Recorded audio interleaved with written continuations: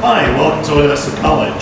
We're videotaping here on campus. We're in the grips of COVID-19, and as usual, sadly my partner is missing. Today we've kind of got a really cool little thing. It's Middle Eastern, I think it was Moroccan.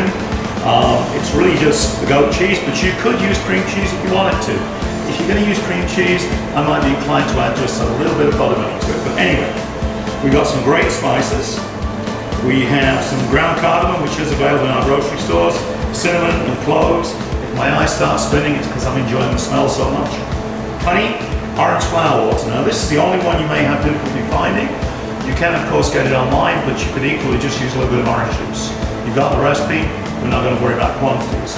In the pan, I have my honey, orange flower water, the appropriate amount of my spices, and I simply brought it up to a low heat, infused it for about 2 or 3 minutes.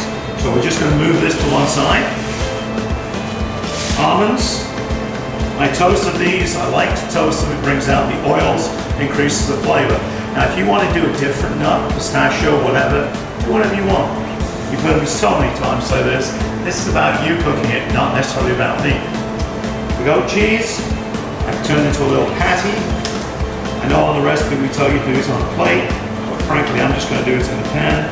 And of course this is cooled down. Take it out. Now I want to make sure I patted all my almonds around it. You want to give it about 30 minutes after you've done this. Wrap it up in plastic wrap. Nice and tight. It's going to get popped in the refrigerator. And about 30 minutes later, here we go. All set to go. A few crackers. Here's our cheese. Enjoy. Stay safe.